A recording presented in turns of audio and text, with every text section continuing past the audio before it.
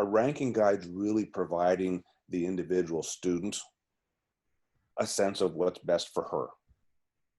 What they're doing is they're looking at the aggregate of all of the data and all of the students, and they're presuming that there is nothing differentiating one student from another, one set of aspirations from another. And they're just saying, everybody out there, all you students, you look the same, you think the same, you act the same, so everybody should regard this list in the same way. Well, the reality is a ranking can only be effective if it takes into consideration your agenda, the priorities that you have. What is it you want to study? How do you want to study it?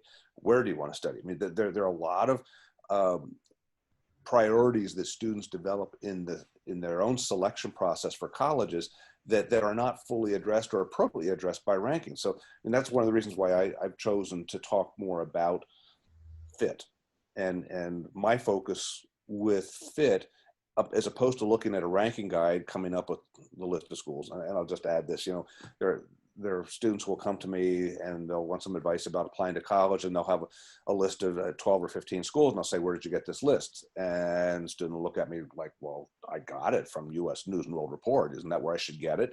And my point is no. Perhaps another anecdote that speaks to this as well is I talked with a young man not long ago, and he was very proud of himself. I said, where do you want to apply? He said, I want to apply to Harvard. I said, that's great. Why do you want to apply to Harvard? Well, it's at the top of the list. I said, why do you want to apply to Harvard? Well, it's a great institution. Why do you want to apply to Harvard? It's an Ivy League school, No. Why do you want to apply to Harvard? Silence.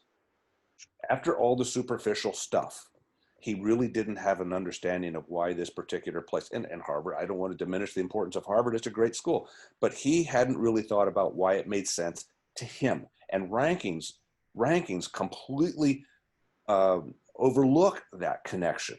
They assume that kids are kids, and it won't matter who you are, what you think. So let's talk about fit real quickly. There are 5 things to keep in mind as you focus on finding the best college for you. There is no number one college, but the number one, if you will, is going to be the one that's best for you. So number one, it'll provide a program of study that meets your needs. That's pretty straightforward, pretty easy. However, there are a lot of students who apply to universities, and the university will say on the application, tell us now, what's your major?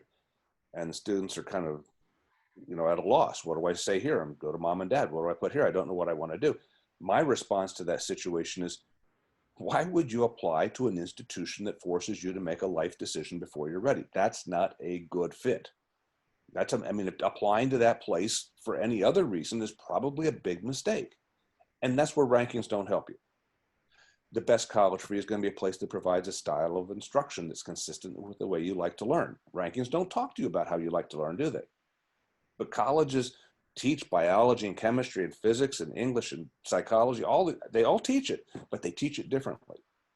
And in order for a student to make a well-reasoned decision about where to apply, you must first understand how you like to study, how you like to engage in the academic work.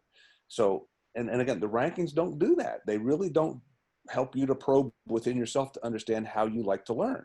If you would prefer to be somebody who is hands-on with learning, an experiential learner, you like to be in the conference room with 10 people around the table debating issues, and you end up in a classroom with 300 students watching a professor on a television screen, that's just not the same. It might be the same content, but your exposure to the content is very different. The best college for you is going to be a place that provides a level of rigor or challenge that pushes you beyond where you are in high school. A lot of kids don't think about that either. They think, well, college is college. I'm going to go to college. I'm going to get a degree. Well, the best college degree is one that's going to result from having pushed you to a better understanding of not just the material in a particular subject, but a better understanding of yourself and the world in which you live. So rankings don't do that either. The best college for you could be a place that provides a sense of community that feels like home. There are a lot of things we could talk about here. But, you really need to take stock of the kind of place, the kind of culture you want to find in an institution, and make sure you match up well with that. And then finally, the best college for you, and I don't care who you are, will always be a place that values you for what you have to offer. That school will admit you. That school will give you what you need financially and otherwise, and that school will invest in your success. Again, Rankings don't do that for you. Rankings don't tell you where you will be valued.